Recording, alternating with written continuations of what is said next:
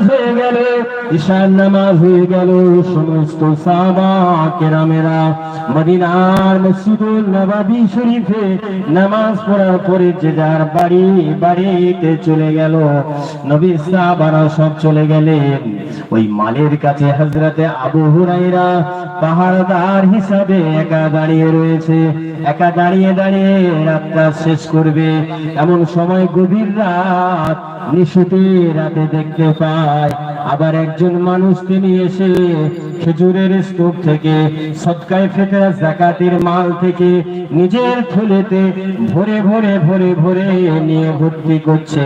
হযরতে আবু হুরায়রা কাছে চলে গেলেন।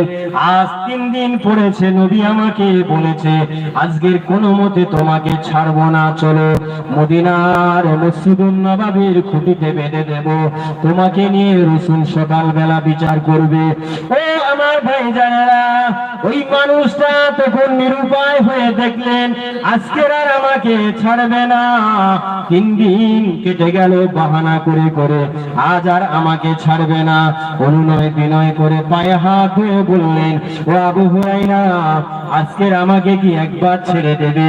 আমি তোমাকে একটা জিনিস এমন শিখিয়ে দিয়ে যাব, তুমি শুধু নয়, কিয়ামত পর্যন্ত যত মানুষ আসবে সকলের জন্য উপকার হবে। জোরে বলুন সুবহানাল্লাহ। সুবহানাল্লাহ। তাহলে আমরাও এখন উপকার পাবো না? পাবো না।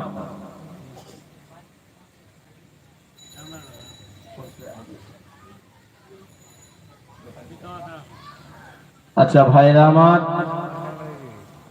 এক ভাইয়ের বাইকের চাবি হারিয়ে গেছে এই দোকানের এই মুখে, রাস্তাতে হারিয়ে গেছে। বাইকের চাবিটা যদি কেউ পেয়ে থাকেন, ভাই স্টেজে জমা দিয়ে যাবেন। বাইকের চাবিটা যদি কেউ পেয়ে থাকেন, স্টেজে জমা দেবেন।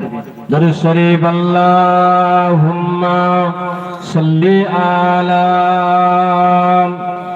সাইয়্যিদিনা মাওলানা মুহাম্মদ ওয়া আলি সাইয়্যিদিনা মাওলানা মুহাম্মদ।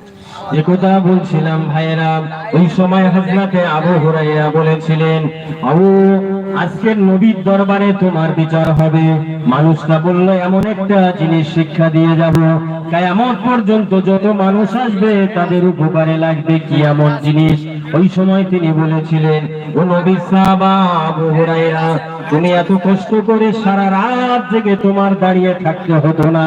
তুমি যদি কোরআন পাকের সূরা বাকারার ওই একটা আয়াত, আয়াতুল কুরসি, আল্লাহু লা ইলাহা ইল্লা হুয়াল হাইয়ুল কাইয়্যুম, এইটা যদি আয়াতটা পড়ে ঘুমিয়ে থাকতে, তোমার মাল চুরি করার ক্ষমতা কারোর ছিল না। জোরে বলুন সুবহানাল্লাহ। চুরি হয় না মাল। কি পড়লে? আয়াতুল কুরসি।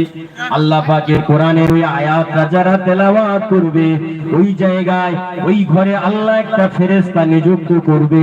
চোর এসে দেখবে বাড়ি থেকে দাঁড়িয়ে আছে বাড়িওয়ালা, ভয়ে পালাবে, চুরি আর হবে না। নবী সাহাবা বর্ণনা করে ওই আয়াতটা শুনে আবু হুরায়রা সকাল করে দিলেন। ফজরের নামাজ হয়ে গেল।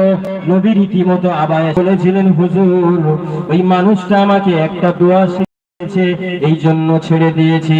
আল্লাহ রাসূল বললেন, ও আবু হুরায়রা, কথাটা যেটা তোমাকে শিখিয়ে দিয়েছে সেটা সত্য কথা, কিন্তু তিনি বড় মিথ্যাবাদী লোক। নবী কি বললেন? ও বড় মিথ্যা কথা বলে, কিন্তু ওইটা কথাটা সত্যি কথা, ওই কথাটা। তো নবী বলতেছে, ও কে তুমি জানো? এ তো জানে না। আবু হুরায়রা বলে, হুজুর আমি জানি না। তা মানুষ এসেছিল, দেখি যে খালি চুরি করে বলে নিচ্ছে মাল। আল্লাহ রাসূল বলেছিলেন, ও হলো ইবলিস, শয়তান। শয়তানের হাত থেকে আয়াতুল কুরসি পড়লে বাঁচা যায়। আমার ভাইয়েরা, বাড়াবো না, সময় নেই। 7:30, 1 ঘন্টা সময় ছিল। আজানের সময় হয়ে গেছে, আজান হচ্ছে।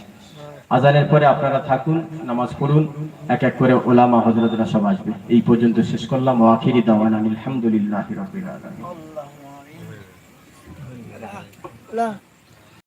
সেখানে যাবে মসজিদ, এখানে আজান দেবে তো? হ্যাঁ, ওখানে আজান। মাইকে আজানটা দে দাও, আজান দে দাও। চালু কর দে।